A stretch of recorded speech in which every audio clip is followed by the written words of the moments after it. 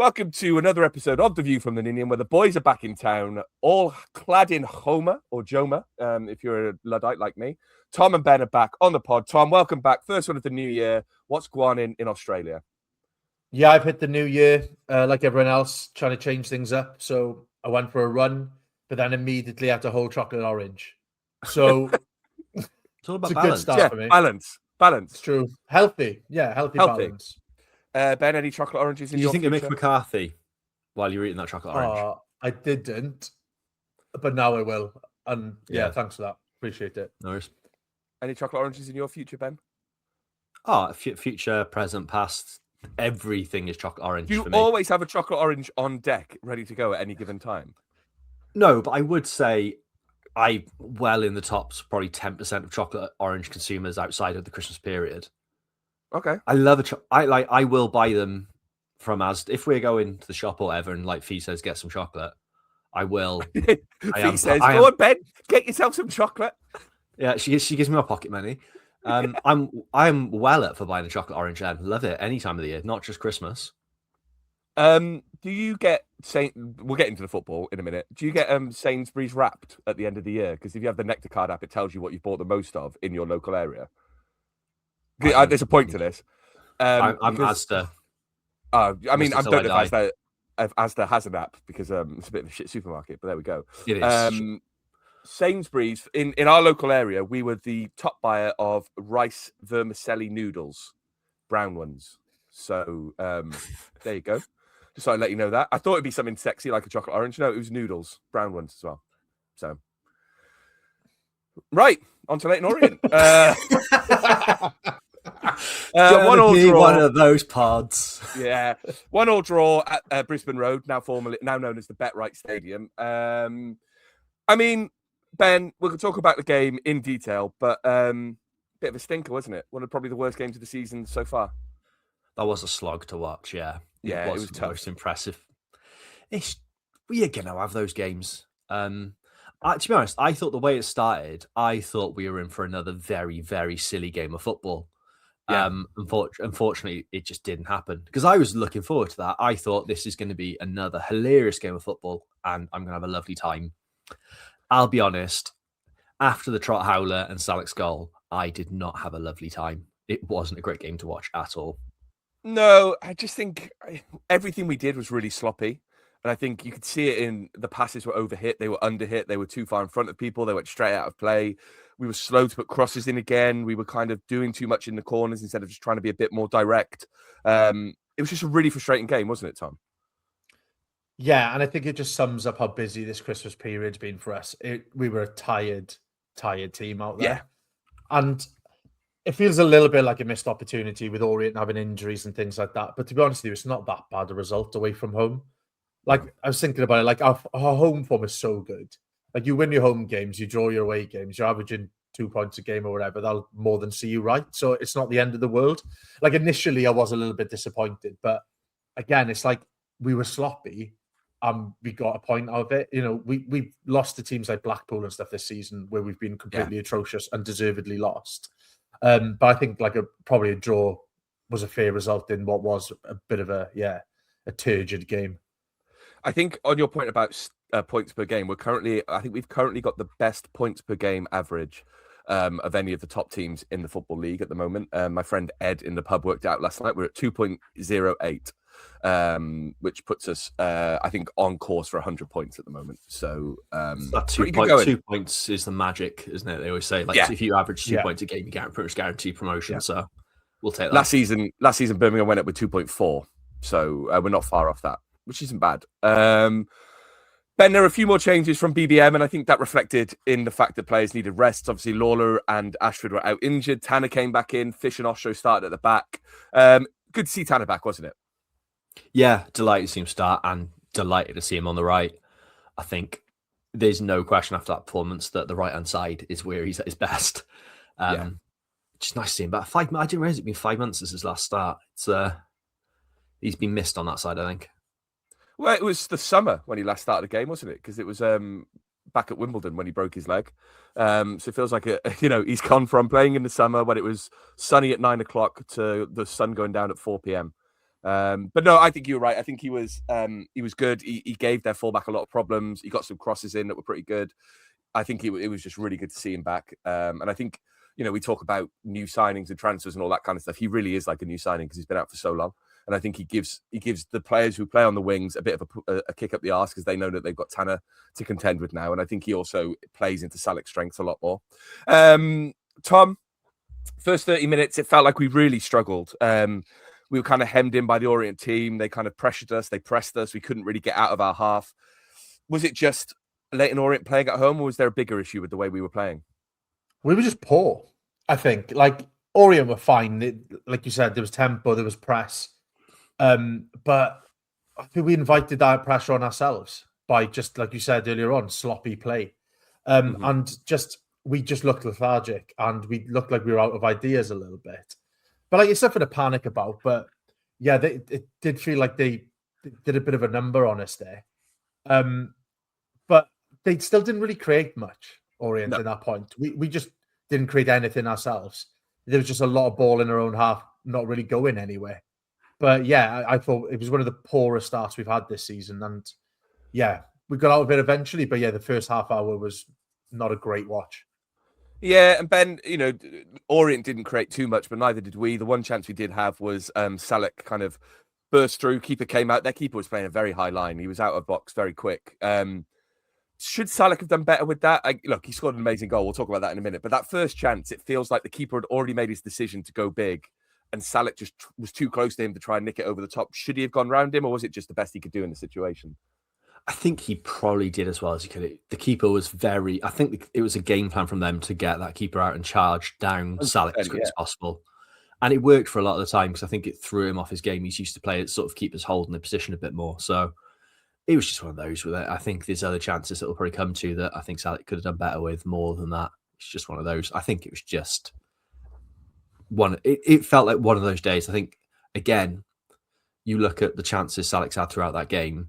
I think if it was a week later and there's a bit more recovery time, you'd fancy him to at least get two, if not a hat trick.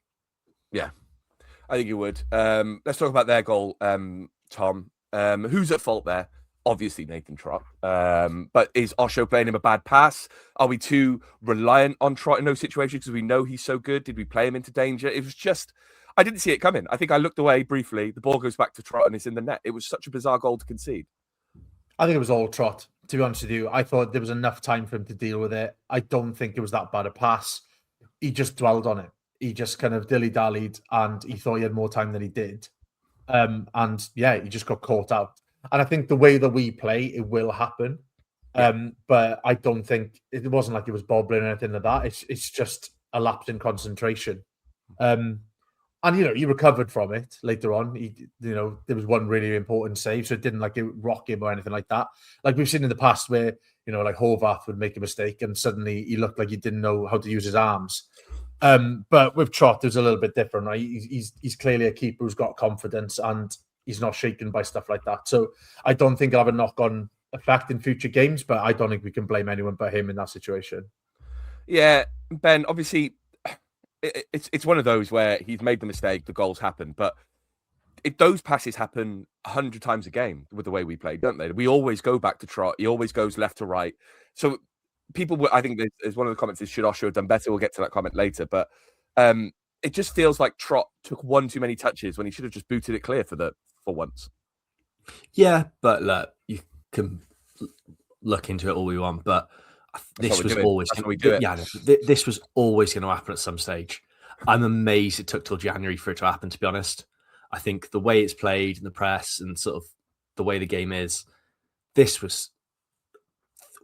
won't be the last we'll do with this season. They're going to happen, but I'm not too arsed. It's one of those, if we had lost the game, I might be a bit more annoyed, but we know this is going to happen. The players probably are expecting it as well. You're playing it at this level. Trott is a very good keeper, but he is still playing at League One. He had a sort of rough time at Copenhagen as well.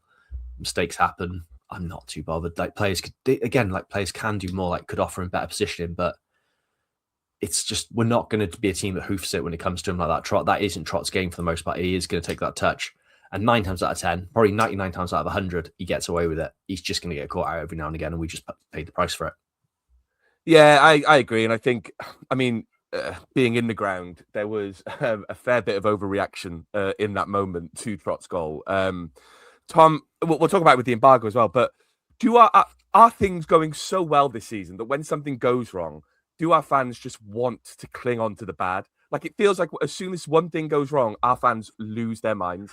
Yesterday, obviously, after that happened, it was like get Osho off, get Tanner off, make a change. Come on, BBM, you've got to do something. It's 15 minutes into the game at that point. Like he's not going to make a change or whatever. Do our fans overreact because things are so good at the moment? Maybe, but I suppose it is probably one of the worst moments of our season, right? Like it's an absolute calamity of a goal in a 30-minute period where we didn't get near Orient. So I suppose if you're going to have a moan, it's going to be then. And like nothing looks worse than that type of goal. Like, and I suppose if you've travelled quite far to watch a game of football and you see that happen in front of you, you're going to be a little bit rattled. But yeah, I think we've seen enough from Trott this year that we could probably give him a little bit of wiggle room, right? So, yeah, it probably is an overreaction. But, you know, if that's as bad as it gets, then we're doing all right. Because even in those moments now, I think we've been so good this year.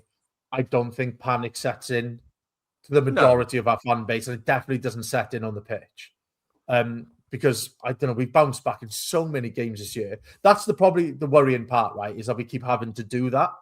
And I think at home, it's getting a little bit touchy now. We've had a few dodgy performances on the road, and we've got some tough games on the road coming up as well. So I don't know if we can keep getting away with it, but it's definitely not panic station time for our fans, and we should probably chill out a little bit. But you know, it's fun to have a moan at the football every now and again.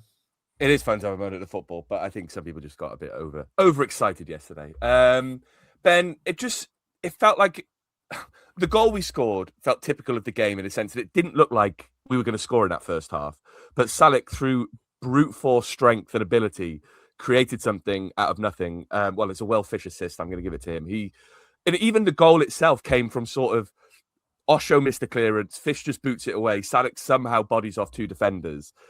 It's the kind of goal he's been threatening to score all season, isn't it? But when it came, I still couldn't believe it because it's such a good goal.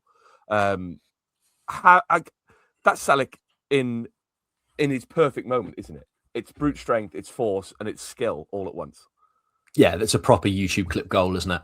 That's exactly what you want on a striker. That I think fair play. The reason it hasn't happened is because 99 of most of the referees in this league wouldn't allow that to happen. I think it's a very, very good advantage from the referee. It's so easy to pull it and say it's a foul straight there from the Leyton Orient defender. The fact he had the wherewithal and the smarts to see, oh, this is still on, I can bring it back, is really, really good refereeing, which is not something I've said at all this season up until now. So yeah, but he's so good in that scenario, strong. It was very it was similar, but not quite as far as Ken Zahor against Preston a few years ago. That sort of burst through, shrug off some defenders. But I think the finish for this was even better. I think he's gone around the keeper, it's gone wide, and he's really off balance as well. To keep it down enough to get that, and it's because it's very easy to be in that position, sky it over the bar or slip and slice it wide. It's a really, really good finish. He's an unbelievable striker at this level. He's not had an easy time of it, but to score goals like that and get the number of goals he's got, we're very lucky to have him. Yeah, it's ridiculous. Tom, I think some of the Orient fans seem to think there was a foul in there. And as to Ben's point, the Orient player is fouling him. The only reason I think the Orient player ends up on the floor is because he wouldn't let go of Salek's shirt. And it's it's a mesmerizing goal, isn't it, Tom? I've watched it quite a lot because I was looking at it thinking, I wonder if Salek has fouled someone here, or is there something that the referee could have given? Because every time he gets within a yard of a player this season, he's had a foul given against him. Yeah. But it's not. He's just strong, and people are bouncing off him. And then that turn of pace to just get from where he was in the centre of the field to the edge of the box, get around that keeper and that finish. I don't think we'll see a better goal. Or I don't think we'll see a more kind of, satisfying goal than that. Because it's got it all, hasn't it? There's nothing better than seeing a big lad like that just absolutely marauding forward. I don't mind seeing a screamer, but I feel like we see quite a lot of curled efforts from the outside of the box and things these days. But you don't see goals like that very often, and there's very few players who've got that in their locker. And yeah, it's just an unbelievable finish, and followed up by yet again him being on the absolute one, just winding up fans, Yeah. fingers in the ears, and it's just like you were talking about last week with Ryan. It's just that man, like he's just growing on me every week. He just wants to wind people up, and I am all for it. It's fucking class, to put it bluntly. But yeah, unbelievable goal. He's got everything you need to be a cult hero at this club, and Yeah. like from day one, he's got involved. He's not afraid of getting argy-bargy. He can score goals, and he likes giving it the big one. I think he's just outstanding. It's just what a bloke, just the best. Yeah, and I think one of the Orient fans tweeted about there's a photo of him obviously putting his fingers in his ears, and this Orient fan said, "Oh, doing it to the family stand," and someone went, "Well, sorry, he hasn't memorized the full layout of the ground." Because like, he's obviously just doing it because that's the end he scored at. I also think it was really satisfying because he absolutely buoyed off Jack Simpson. In the moment, he lifted it over his head, and Jack Simpson tries to foul him, and Simpson is so weak and lily-livered that Salek just takes it round him. At that point, though, I did worry because I don't know if I've seen Salek at full pelt. I still don't know if I've seen him full speed. And in that moment, it looked like the defender was going to catch up to him. But Salek maintained that distance. And I think you're right. I think to lift it into the roof of the net from that angle is so satisfying. It was so satisfying. I think it's up there. It's going to be top 5 goal of the season for me. Obviously, we've got Wintel's screamer against Plymouth, Chambers against Wigan now. But that is probably up there just for sheer determination and power of will to get through there. Unbelievable goal. It's old school forward play, isn't it? You don't see. I think sometimes Haaland's quite good for that. I'm not comparing the two. Like Haaland's nowhere near as good as Salek, but I just think did Haaland score against Exeter yesterday? No, he didn't. So didn't know. No levels. There's levels to this game. Yeah, but I think like just seeing that it's not something you see like the classic sort of old school big number 9 isn't what it used to be. So seeing that come through, it's such a nice throwback at times to see. Yeah, it's like he's just it's what we kind of want him to do sometimes, isn't it? Is take the game by the scruff of the neck and go, right, I'm going to do this because no one else is, and that's exactly what he did. It was just I'm going to watch that goal 100 more times today. I can feel it. It's just an absolute banger. From that point though, Ben, it felt like the game switched and Orient's pressure kind of released a little bit, and it felt like we were all of a sudden on the up. But the rest of the half just kind of we couldn't make anything count, could we? No, it's the momentum of the game completely turned around after that, and that's probably, like Tom said a while back, it's probably our biggest not weakness, but like our biggest issue is sometimes we need those individual moments just to make us turn up again. Yeah. It's a shame, but yeah, we were good. I don't think it was a case of like Orient switched off. We finally started playing our game. I think at the start and then later on the second half, we didn't play our usual game of football, and it showed. But for that sort of period, then we got going. We sort of like the players were in sync with each other, and it worked out.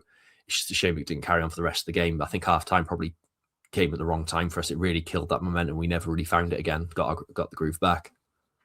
Yeah, in the second half, Tom, it continued in the same vein. Really, it was a bit bitty as a game. We didn't create too many chances. Neither did they. We were the better team, but we couldn't really make it count. We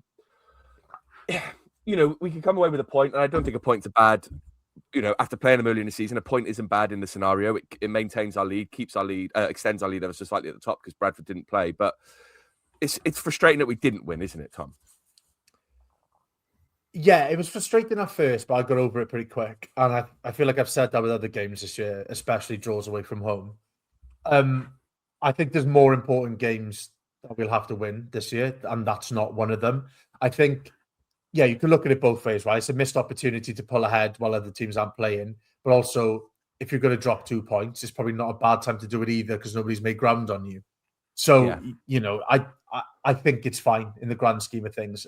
Like, we beat them at home, we've drawn against them away. You do that with most of the teams in the league, you're sitting pretty. So, fine. Like, not a great performance, not a horrendous performance.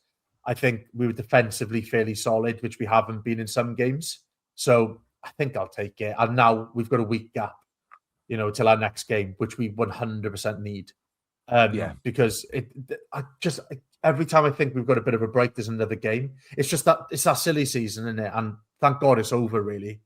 Mainly because I'm sick of getting up at 2 a.m. to watch games. But it's just our players clearly need a rest.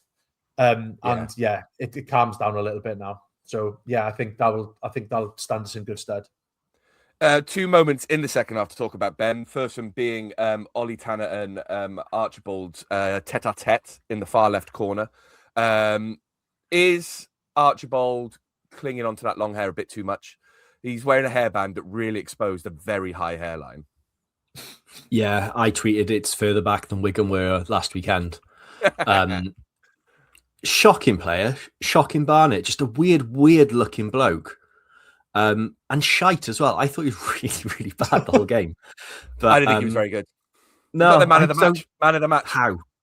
Yeah. And like all their fans, he's got you rattled. No, we're just confused how what he was doing. It was just a really you weird sound behavior. rattled. You sound rattled, mate. Yeah, sorry. Embarrassing from him. It was very, very embarrassing. Should Tanner have been sent off though? That's the question. It's GBH, isn't it? I think like I was going to make a really bad joke and stop myself. That is good because that would have been cut 100%, and I can't be bothered to edit it.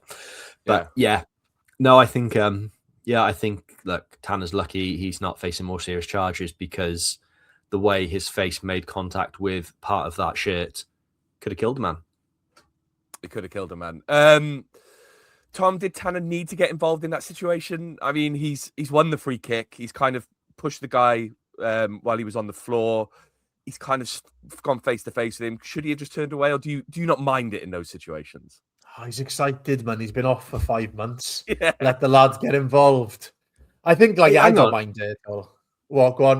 Are we really, like, the person saying, did he need to get involved, of all people, with some of the stories he says from Sunday football, is Ben James. Does he need to get involved? You licked someone's head the other day. Yeah, the last time I played Leyton Orient's fantasy, one of them did try and square up to me and did almost headbutt me. So yeah, I didn't want to get involved, but I had to. And I feel he was doing it for you. Plus, yeah, Tanner he knew about he'd it. heard. He knew about it. Fair play to him. The Ben James. But no, you don't. I think it just shows the kind of like frustration in that game, right? It's two teams who aren't really hitting the form they want to hit, and it's just niggly then at that point. So I don't mind seeing it. He didn't do anything ridiculous. He didn't throw a punch or actually headbutt anyone. It was just a little bit of like argy-bargy. So yeah, I don't mind it at all. It's not like Perry NG levels of petulance. So I think we're all right. There was a couple of moments in the game where Perry NG's off the ball and he's pushing and pulling people. There was a good one in the first half where their player made a tackle and obviously NG was going to kick the ball and he just booted through it anyway and caught the guy mid-riff. And the guy's on the floor. The referee's just like, nothing wrong with it. Nothing wrong with it. It's their throw-in. Play on. Play on. There's a bit of commentary with Ash. He's like, does Perry know what he's doing? He saws the replay. And Ash goes, yeah, he knows what he's doing there, yeah. He knows what he's doing. It's an accident. No, he's done that completely on purpose. Yeah, that is a foul. Completely on purpose. He was down injured when we scored our goal, and I still don't really know what happened because I've tried to watch it back a few times. I don't know if he got caught off the ball, but when the ball gets, yeah, I couldn't see if there was a player behind him because it was right behind a pillar where we were in the ground. I just saw him on the floor. The only other moment really talking about in the second half, Ben, is the chance we had through Salak and Robertson. Salak again. I think I'll talk about it in more detail, but I think Salak was fantastic when the ball went long today. He won everything. Like, he would chest it down, take it down, he'd win flick-ons, and they were pushing and pulling him at the same time. He was so strong when the ball went long. And it was in that moment where he broke free of the defenders again. Ben, he cut it back for Robertson. I'm still not sure if Salak could have shot. I'm still not sure if he could have taken it around the keeper, cut inside and shot. I've watched it back. It feels like he made the right choice. What was your view on it, Ben? I feel like he should have got a shot off. I think he should have got the shot off a bit earlier. I think there was that split second there that I think, again, if he's sharper, if he's not as tired, I think he's taken the shot there more than looking for the pass. I get why he did it, and I don't think it's for a second option. It's a better thing. I think going around the keeper was not the right play. You're either getting a shot or trying to lay off to Robertson, but for me, I think a striker of his quality should be looking to bury that and take the shot earlier. Tom, you were nodding your head in agreement that it was the right choice to lay it off to Robertson. What's your view? Yeah, shit take garbage there from Ben. No, I think he made the right decision to lay it off. I don't think the angle's quite with him. That might be his own fault, to be fair, that he hasn't got himself in the position he should have. But I think once he's where he is, I think the layoff is the right option. And it's just a good block in the end, I think. I don't think anyone does anything wrong in that situation. It's decent defending. But I thought he was just brilliant all game, to be honest, Alec. It was clearly our tactic to get the ball long to him, and it worked. Yeah. In a game where we couldn't string 2 passes together at times. So, yeah, I think it'd be harsh to criticize him there, but I think it was probably the right option. Just Yeah. See, I think we didn't do that enough. I think it's probably the one bit is we clearly showed we can't do our usual thing of passing it. Hoofing it worked to a point. I think we probably just didn't try and do it enough there from then on. It was just still trying to make it play when we knew this option was working. But I know we're never going to be like go back to the hoofball team, but sometimes I would like to see us mix it up a little bit more than we are. Well, and I think the most frustrating thing about it for me was that we were doing it and Salak was getting joy by winning headers, taking the ball down, but our players weren't getting alongside him. And I think we brought Robinson on too late, and we should have brought Robinson on maybe 10 minutes earlier and just played him off the shoulder. Because like it's great that you've got a player who can win those headers, but if your wingers are on their haunches or they're too far wide, they're not going to get on the ball. And then if you have someone who can just go right, the ball's got to Salak, anticipate and make the run off his shoulder whether he thinks the ball might go, we might get some joy out of it. And we just didn't do that. And I think, yeah, Salak was brilliant. I cannot fault him for yesterday's performance. I think it was probably one of his best performances of the season because he didn't get rattled by the referee. He didn't get bogged down in any of the nonsense that he sometimes does when he's trying to like pull and push defenders back. He was just really strong. He won everything. And I think he was let down, frankly, by some of the other players. And I think the tactics towards the end of the game. And I don't loathe to criticize BBM. He's doing a wonderful job. But I just think he could have made that change a bit earlier and it would have made a difference. That's just my opinion. Don't come for me, guys. Don't come for me. Ben, how worried are you about Kellyman's injury? Didn't look good. He looked worried. I don't know if he's just been overcautious when he came off that, but like that was a young lad that was like, oh no, not again, sort of thing. And because he had horrific luck last year with his injuries, it was apparently a really, really bad hamstring tear. So like you can understand he's a bit concerned, but I'm hopeful it's not too serious because I think Turnbull did fine, but you can clearly see that Kellyman's a lot more attacking and it's a very different player to what Turnbull does. I think it's no coincidence that when we've made that change at the 10 and Turnbull's come into that midfield, should I say, not always in the 10, we're not as effective straight away. Then it takes a while to get going because he's a completely different player to the other players we've got. So hopefully it's just a precaution. It'll be fine for next week because Colwell out, Kellyman is the next best option. And then it isn't, Turnbull's fine, but he's not amazing. And I'm not entirely convinced yet that Robinson and Salak for 90 minutes is the best way to go. I thought Turnbull was good when he came on. I think it's one of his better performances as well. It's weird because Tom, it's different though. It's not the same.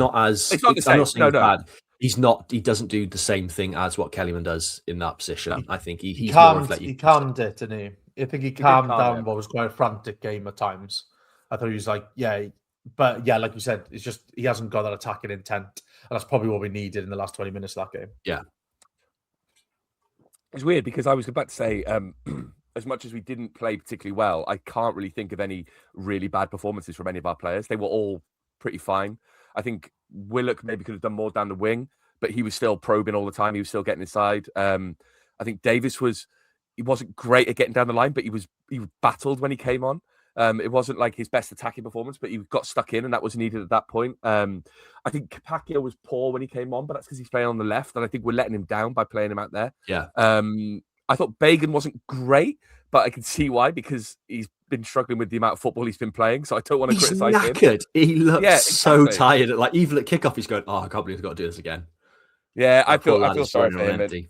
Yeah, we've run him into the ground this season. But it was one of those games. A good point, all things considered. It keeps us top. I think it extends our lead over third to 6 points. They've obviously got a game in hand, and we play them next week. I think we're 4 clear of Lincoln on the same number of games. So we kind of open up a tiny bit of a gap at the top, which is good. And then we go to Twitter, twitter.com/VFT Ninian for all your tweets. I posted the tweet at midnight because I'd forgotten to do it earlier in the day. And we still got a few tweets in, so that's very nice. Alex Bennett said, just wanted to mention their commentary team who described such players as Whittle, Selchek, Beige, and Oso, and my personal favourite, Carpaccio, the Welsh car park. Which is fantastic. That is fantastic. Barry Jones, do you think City need to bring in some old heads to get Cardiff promoted? And who would you bring in? Tom, do we need any old heads in? Willie Boland, Mark Bonner, those kind of players? It's hard to give an actual serious answer to that, isn't it? It instantly just that would have reel off players from like late 90s, early noughties. But I don't think we do. To be honest with you, I don't think we need to change the way we're playing. I think we've got some experienced players there, like people like Perry NG and Wintle and things like that. Whittle, sorry. God knows what they would call Perry NG. But like, I think we've got enough in that squad. I think there's enough experience there. I don't think we need to bring in any journeyman or anything like that. If anything, we probably just need to add even more exciting players to our team and a little bit more attacking intent at times. So yeah, I don't think there's any need for it personally. We'll talk about the embargo in a bit. Lee Sanders says that Bradford game keeps getting bigger and bigger next weekend. Ewan James says there'll be plenty of comments on the game, but I've got to say it's been great to see how many new chants there are going around. Feels like a lot of our squad have at least one, which makes a difference to the atmosphere. I've got 2 new chants to talk through after we've done all the tweets. George from the Tubs, X from X the Tubs, one of Wales's finest bands. He has written 2 new chants that I will reel off shortly because they are fantastic. I already previewed them to Tom and Ben, and they're both buzzing about it. Tom's got it. I can see it going around his head already. Yep. Gareth Entercott says Wintle's hair looks increasingly wild when playing. As carefully coiffured men yourselves, what solution do you recommend? Kiefer's hair product, Wilson's Alice band, Bale's man bun, or a new haircut? And if so, what style? Right. Let me put something straight here about Kiefer Moore's hair product that I got after finding out what it was. It's shit. I don't use it. It's like this weird toffee apple stuff that goes in your hair. It doesn't work for me in the same way it works for Kiefer. Maybe we've got different hairstyles. I don't know. Tom, would you call yourself a well-coiffured man? I think I'd say that. Would you? Would I call you that? Yeah. As a man who constantly wears a hat, probably not. There we go. Move on. Wintle's hair is a bone of contention for me because I don't know what he asks for at the barbers. If I'm being quite honest, it's all over the place. I think there's a story. There's something going on that he's either growing it out long, or he's got a bet on with something that there has to be a reason behind it because it's mental. Yeah, when he was running yesterday, obviously it was like blowing all over the place, and it's like I don't really know what's going on there. Like it's the same length all over, which is quite odd for a footballer because they love a haircut. But that's why I think he's growing it out. I think he's just in that awkward stage. Like I don't know if you boys have ever tried. Well, Ben, you've clearly tried to grow your hair. You've grown your hair long in the past and stuff, really long. But like I think he's just in that really awkward stage of he's growing it out, and it's just there. He needs a few more weeks for it to come good and drop down properly. It's just sort of there at the moment, not going well. Do you think he's going for the Carlos Puyol? Possibly. I don't think it's wavy enough for that. I think I don't know. I don't know what he's going for, but right now it is a struggle for him. But I think, like him, he'll come good. When I was a younger man, my hair was a bit like Carlos Puyol's. It went into little ringlets around here. It was nice. People used to say I had hair like Carlos Puyol. Bluebird's past. What was more embarrassing, Theo Archibald's behaviour or his hair? His hair. It's obviously his hair. David Goddard, if we want to win the league, we need to start picking up some more wins away from home against these lower table teams. Yes, we played well at times, but wasted some good opportunities again. Just another Bluebird. Lovely Balti pie with a beautiful pastry that was strong enough yet soft enough to be eaten the right way without it falling apart after the first bite. None of that woke fork nonsense for me. By the way, are we the only ground in the league that doesn't serve Balti pies? We've had Balti pie. We rotate. I'm going to stick up for the club here. The club don't do too many pies. They rotate a couple. So like that turkey pie, the jerky pie at Christmas was outstanding. I think the pies, there's a lot wrong with this club. I think we can all go into that, and we probably will in a bit. But I think pie game isn't a problem there, and we have Balti pies every now and again. They're just not on regular. I like a rotation.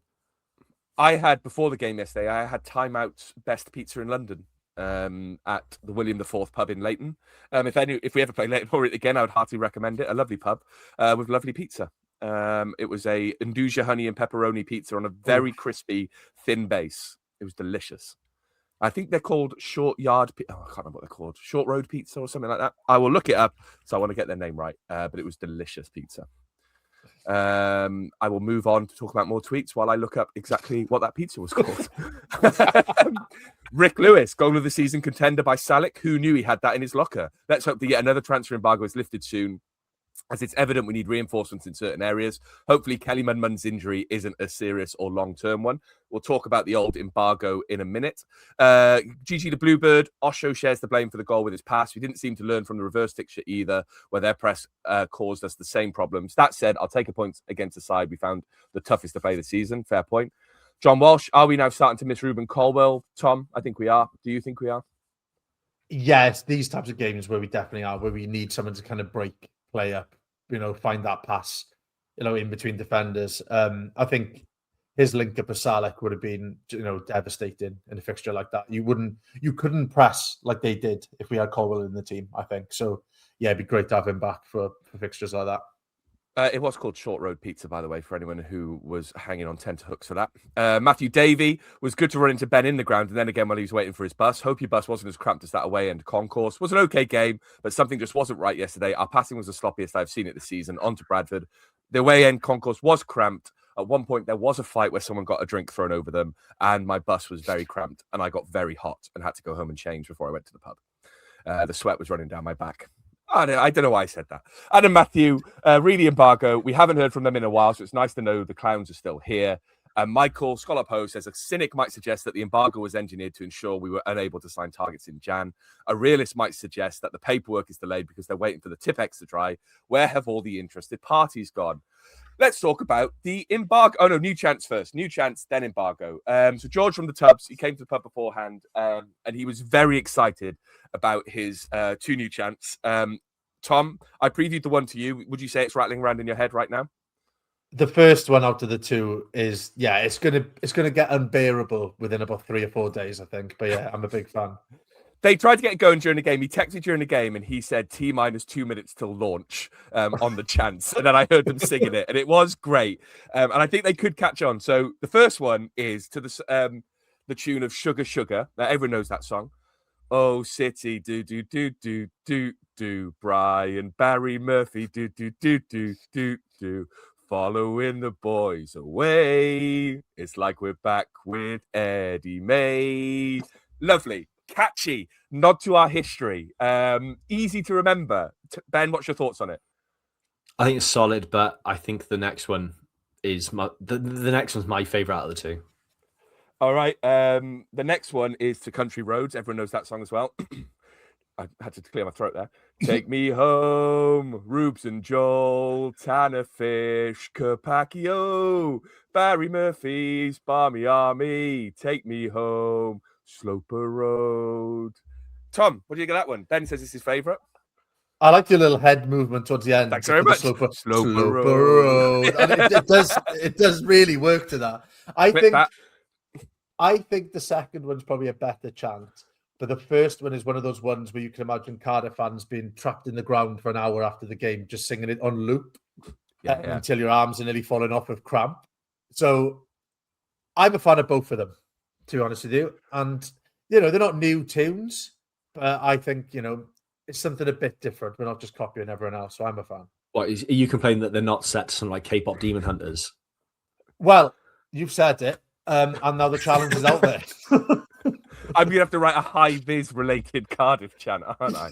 Yeah. Try like something new. I told George I would circulate them, so they're out there now. Get them going. I think they're really good. We did talk about, so on the Country Roads chant, he's got Tanner. We did talk about it could be Lawler, it could be Puscod. Any 2-syllable name works in there. It could be Bagan. So I think we've got options with that as well. He wanted to go Tanner or Lawler. I think both are good. But I do like this happening and Fish looking in the crowd and going, oh, for fuck's sake. It's made it to a song. Puscod. What I realised yesterday is that I think Puscod is the best player in the league at letting a pass run past him and him running behind it and getting on it. Like it gets passed along the defensive line. He doesn't touch it immediately. He just runs behind it and then plays the pass off. He's the best player in the league for that. You'll see. You'll watch the next game and you'll see what I mean, because it's really hard to explain. Yeah, it's niche. I like it. Yeah. From new chance to old situations, we're back in an embargo. Hooray! I think it's our 5th embargo in about 7 or 8 years. When I was half cut last night, this is what I wrote on the agenda: stinking bad club ? Tom, it's nice to know that even when it's nice to know when things are going well on the pitch. There's still something to bring us back down the earth off the pitch, isn't there? Yeah, I think it's stinking. I think it reeks of Bad club. reeks of bad club. Oh, I just don't get how this happens. I don't fully understand it, and I don't understand how apparently we could just be not in an embargo in a couple of days. I how do we keep getting ourselves in this situation? That's the thing. And like someone said, is it intentional? I don't think it is. I think it hope is not. just madness again. But I don't know. As long as we can get out of it, fine. It just looks so amateurish. And there's been so many moments over the last decade where we've looked amateurish, and it's just another one to add to the pile, isn't it? Yeah, Ben, it feels like if it was because we hadn't paid a transfer fee or because there was some dispute going on that was long running, you kind of go, okay, I can see why this has happened. It sounds like we just haven't submitted the relevant paperwork, isn't it? From what I've so the trust put a statement out on it. They sort of investigated it because they're good at that. Fair play to them. They're getting very good at holding this board to account. And I bet they couldn't wait yesterday. They were like, aha, we've got something to do. Yeah. It's been an administrative issue at the clubs or with the club's auditor delayed the filing of the 2025 audited account, where there was a change at short notice in the partner to sign off the audit report. So it sounds like the person handling the account with the partner has either gone off sick or something's happened there on the back end. Who knows? But it does sound like it is unfortunate. It doesn't sound like it was like some people were saying, "Oh, it was a change of rules," and like because we were in League One, the club didn't know the rules. If it was that case, that would have been even worse. That would have been unforgivable for someone in the club to go, "Oh, I didn't realise it's different League One. We didn't read the book." Yeah, I mean that would be horrific. But this does sound like genuine unfortunate, like an unfortunate incident, and there is fair reason behind it. Yeah. That being said, we have history of doing this. And the club would get a lot less grief and fans would be a lot more understanding if you hadn't said this wasn't like our sixth embargo under this ownership. The amount of times we just go mbongo, okay, kind of mbongo, a drink from the Congo. Yeah, it's just one of those, isn't it? It's just the club again shoot themselves in the feet of just killing the good vibe. They have to do something every year. They've been quiet for too long. It's been going too well. It's been too positive. It's just a nice reminder that they're still here and there's still a little bit of incompetence from them. Yeah, Glenn tweeted basically saying he learnt the reason for the delay and it was due to totally unforeseen and unfortunate circumstances out of the club's hands. Tom, that might be the case, but to Ben's point, it just doesn't look good, does it? And it gives the fans reason to kind of pipe up again. Because I think yesterday I tweeted about it saying it's kind of fourth or fifth in the last few years. It's like our tradition, and people weren't happy. And it feels like the club have just given an open goal to people to moan again, haven't they? Rightly so, by the way. I can understand why people are pissed off, but it just feels... Yeah, it's a tough one because when you see comments like that coming from like journalists and stuff, it feels like, okay, if we comment too much here, we could look like right bastards when we find out what the reason is. So I'm like being a little bit careful not to like go in 2 feet on this. But like you said, when it's a repetitive behavior and we've been caught out by stuff this before, it's hard not to jump to those conclusions of we just fucked it up again. So yeah, let's wait to see what happened and hopefully we're out of it soon. But it's just not a good look. And like we've had quite a lot of bad looks over the years. So yeah, just add it to the repertoire. Yeah, add it to the slate, the bad luck slate. Ben, on that point, though, obviously it sounds like once we submit the paperwork, which it sounds like the club are on and they're going to do over the next couple of days or the next week, it gets to the point of people asking for reinforcements. It gets to the point of whether we need to sign players. BBM has been talking about whether we need a fullback, and I think we do. I think we need to take the pressure off Bagan, and I think we need to allow Capaccio to play in his natural role on the right. I think potentially, if Kellyman's injury is bad, we might need another player in there. Maybe that's Bianchieri if we sign him.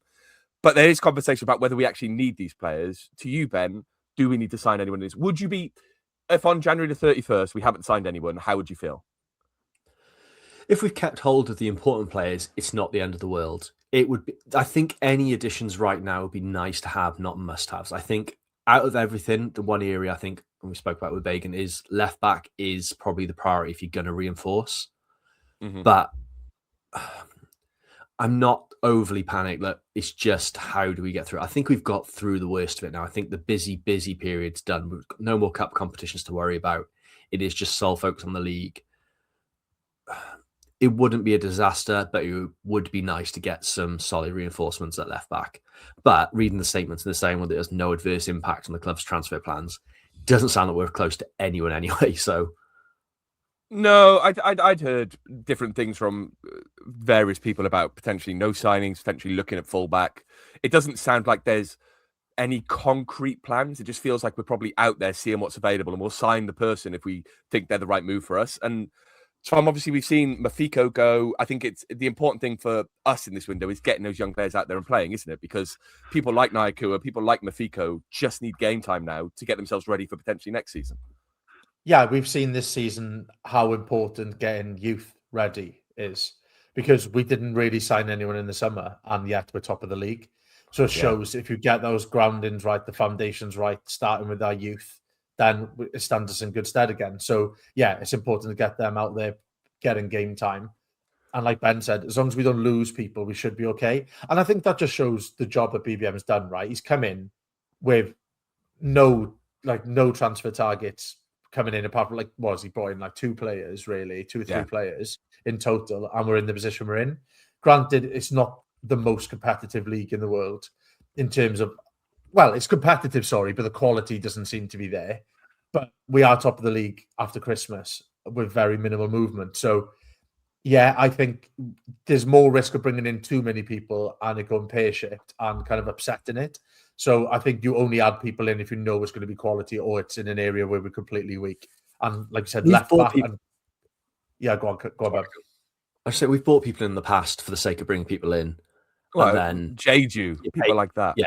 Yeah, you're paying them off then 6 months later, or the loans just aren't working out and it causes problems, creates friction. I think BBM's been very open in saying, and the one thing he's not said this window, which I think is quite good, is he's learned from his mistakes. Is that he's not putting numbers out there of how many players he wants to sign. It is just, if it's quality, if they think they add something to this team in a place we need it, they'll see what they can do. And I think that's really important to stress, because sometimes we panic of, we've got to get someone and we've got to sign someone. Yeah. And just getting someone in for the sake of it leads us to squads that we've had in the past. And then you're just shipping out a load of shit that just really pulls you into a downward spiral. And we don't want that. We've got the basis of an amazing squad to go forward for the next few years. It is now making sure every single next piece of that jigsaw is the right piece to go in there for long-term development. Yeah, I agree. And I think signing players for the sake of it is what has caused our downfall in the past. And I think it's just, if we can keep this squad together as best we can, maybe get some cover at fullback, maybe get some cover in the middle if we need it, we'll be fine. And I don't think we're desperate. We're not in a situation where we need signings to take us to that next level. We just need to maintain what we've got is the most important thing. And I think it is the games are kind of thinning out. We're the next 3 weeks. I think we're playing Saturday for the first time. Then we have a Tuesday game. Then it's 2 Saturdays again. Then we have a Tuesday game. But it's not as it was in the first half of the season. So players can rest and recover now. And I think that's the most important thing. It's just getting the rest and recovery right for people like Ashford and Lawler, so they can now start coming back in and affecting the team that way. We should shout out Dak Mafiko. I think he made his debut for Yeovil yesterday. Got man of the match, which is fantastic for him. And I think it's really important that he gets that game time. I'd like to have seen him maybe go to a higher league, but I think it's just important for him to play games and get his bearings within men's football. So I think that's going to be good for him. Any other players you want to shout out, Ben, that used to play for us? Joe Rolls, he's had a good time at Plymouth. He's having a lovely time, isn't he? It's nice to see he's doing well. Hopefully it's a stinker when they play us, but nice to see Rollsy doing well. He is doing well. And have we all watched the Sean Morrison Under the Cosh? Tom, have you watched it yet? I haven't. So I've still got that on the agenda for this week. But seeing the discourse and stuff around it, I'm quite excited now, because I don't really listen to Under the Cosh, but this feels like one I'm going to have to get involved in. I think it's funny as hell. They're annoying, but it's outstanding. Like, Sean was great with us, but I think just some of the stories, because he's talking to fellow footballers and stuff, he's let loose a bit more. And there's a couple of stories in there that are unbelievably good that had me crying. Yeah, I was telling some of the guys yesterday about it. It's the delivery on the story where he's being spun around and like the assistant manager's getting closer every time he spins. He spins around. He's at the door. He spins around. He's 5 yards away. He spins around. He's right over him. He's like, oh, what's going on here? It's just brilliant. And like, I think Sean Morrison is a funny bloke, and the way he tells them is really funny. Something like in his club suit doing these slides, he goes, shh. It's so good. It's he's given me a proper Slade as well. Yeah. Go on, Tom. He's like a proper like throwback to like those after dinner speakers, right? That you've got like Yes. he's like absolutely cut out for it. Like his career is sorted. He can just turn up, to like a football club in Swindon or something like that and just do an hour. Same story, paddle it out and make an absolute career out of it because his delivery is absolutely fantastic. So yeah, I'm looking forward to listening to it. He's that bloke that introduces you to at the pub that you sit there the whole night. They're just telling stories and you just instantly fall in love with that person. You want them to be your best mate. I think that's what I got from that. He's just so good. Some people have that vibe. I've always wanted to be my best mate. Sean, if you're listening, can you be my best mate? Right, let's look ahead to Bradford next Saturday. All of a sudden, Tom, this game is huge, isn't it? Was this another one you wrote after a half cut? Bradford, yeah, huge I wrote in it. Huge in it. Spell HEWGE. I think that sums up the gravitas of this game, doesn't it? No, Huge, I think there's been games this year. You're like, oh, it's the biggest game of the season so far. I think this will be probably our biggest game of the season until we're right in that area at the end of the season where we're trying to get actually promoted. Because I think this is an absolute season definer if we get 3 points away from home here against Bradford. Because, they caught us cold at home. They were the better team. They did us good and proper. So I think we've got to go up there and kind of make a statement now because they're the one team that really worry me, I think, behind us that could really catch us. I think they've been consistent throughout the year. They were mentioned beginning of the season as well as potential. I'm going to shoot myself in the foot here. Last time I said the Stevenage were... Oh, no, who did I say last week that I always fancied them? Lincoln. And I had them in something like 14th. So I'll be careful what I say. God I'm on it already. Bradford. I'm in the media section already trying to find it. Anyway, Bradford have done us once already. And I think, it's going to be a big crowd there, big stadium, and I think a big occasion. So I think we can really put a statement across if we get points up there. Yeah, Ben, obviously they're in third. Go on, if you found them, Ben. Yep, so me and you, Ben, both had them in 18th. Nice, yeah, good. Tom, to be fair to him, 11th. So you rated him high. Oh, there we go. Yeah. There we go. Lofty 11th. Next week, I will do the updated scoring for the midway point because I think we're over halfway now. So yeah, I'll do it for then. Lovely stuff. Ben, Bradford are in third. They've played 24. Their game was postponed yesterday, so we're 6 points clear of them. Obviously, they have that game in hand. The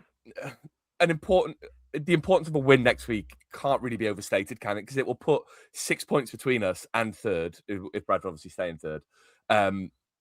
With them having a game in hand, they can only, if we beat them, we'll go 9 points. With their game in hand, it will only ever be 6 points between us. That's a psychological boost for us and a psychological detriment to them, isn't it? Because the gap will be big at that point. Yeah, they're going to be well up for this.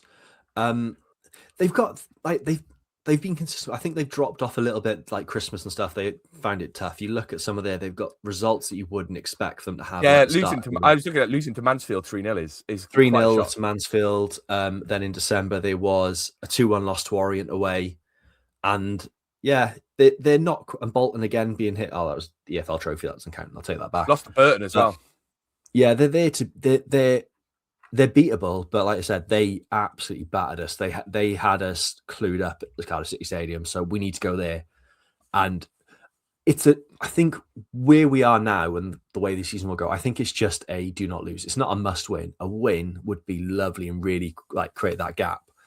But even if it's just a point, that would be far from the end of the world in this position. But they're a good side and it's not going to be easy. I think it's good. I'm far more comfortable that we've got a bit of rest between there now. Hopefully the boys have got a few days off, recover, and then go back and train for the middle of the week, ready to go then for Saturday. Because an early kickoff as well up in Bradford, it's not going to be easy for them. No, it's a long way to go, Bradford. I've booked my trains. I'll be going. Tom, thinking back to the way they played us at home, they really did a number on us in the home game. Obviously, it was an Osho horror show, to coin that phrase. How are you playing this one? Are you going there? Are you trying to take the game to them, or do we need to change our tactics that drastically? Who you starting? Who should come in? Who should play? Anything else you want to add to that? Okay, which one of those 9 questions answer first? No, I think I think we've got to take the game to them because I think it's a slippery slope if we go there trying to like get a point, but we don't really do that anyway. Like we haven't even kind of like set up like that in cup game against teams who are better than us. We've We taken did do that the against game Chelsea. Yeah, exactly. Right. So why are we going to do it against Bradford? So, like, yes, I think I'd take a point in this game, but it's a massive opportunity if we do get a win there. So let's get into them. I think we're at our best when we get into teams. And the thing is, they're going to want to get into us as well. I don't think they're going to sit back. Like a big home crowd, they're going to want to beat us. And I think that works in our favour. I think we're at our best when people come at us and there's more gaps behind and they take a few risks. So I don't know. I'm feeling weirdly more confident going into this game than I probably would have been in the Orient game because I think there's just so much riding on it for Bradford as well. Yeah. So I don't know. I'd like to see some attacking intent. I don't think you need people like Turnbull in there to kind of calm things down like we've done in some away fixtures earlier in the season. So I'd like us to go all out, to be honest. Yeah, and Ben, they're third in the league, but they're not particularly high scorers. They're on 34 goals. We're on 43. They're on the same sort of level of conceded goals. I've had a look. They're a team who don't really keep the ball. I think they're kind of a low passing team, and I think that's the way they're going to try and play it against us. I think this is a game for me where I think we need to be a bit more direct with them as well. I think Salek had so much joy against Leyton Orient. We should try and take that into this game and try and take advantage of that. Get some crosses in, go old school a little bit. Do you think that could get results? Oh, definitely. I think there's an opportunity there, but I think if they're going to let us have the ball, we've just got to be clinical with it as well. I think partly, not so much against Leyton Orient, but the games before that, we probably haven't done enough with the ball for the amount we've had. We haven't created enough chances. We definitely haven't scored enough goals. Yeah. You can't afford not to do that against Bradford. Like their record, same as us, but like the last few weeks, they have shipped quite a few of those goals. It's not been, they started the season very, very strong defensively, but now they're starting to ship goals. We need to take advantage of that. I think it's more about being solid at the back as well. I think for that, you're looking at Chambers coming in for sure. I think Chambers. I want Lawler back in there as well. Chambers and Lawler was my thinking for that sort of back for the back two there. I think Chambers in this game, his leadership is huge there. I know we've got boys that have done well leading, but I think the captain being back in the squad for that would be massive. Just know how to manage the game that way and go from there. I think it is all about being solid for the first 15 minutes, seeing how Bradford are going to take it to us and sort of putting our game plan in from there. See how it goes. But they're there. They're definitely there for the beating. Like you said, Tom, I don't think it's a case of sort of setting up for the draw. We've got to go there with the intention of winning. But like I said, if it's just a point at the end of the day, that's not a bad point at all. I am genuinely excited about going to their ground as well. I know it's a funny one because it's like, I don't want us to lose. I don't want to go and I know that the win is so important, but that's a proper football ground, isn't it, Valley Parade? And just looking at photos of it now, it's big. It's quite like, it's like a two-sided ground big, two-sided ground small. It's a proper football ground in a proper footballing town. I think it's going to be quite the occasion. It's a bit annoying that it's a 12:30 kickoff, but I think that'll add to it a little bit, add to the spice. So Tom, predictions, are we going to win? Yeah, and I think we'll be fairly comfortable. Ooh. I think we might win. I'd like 2-0.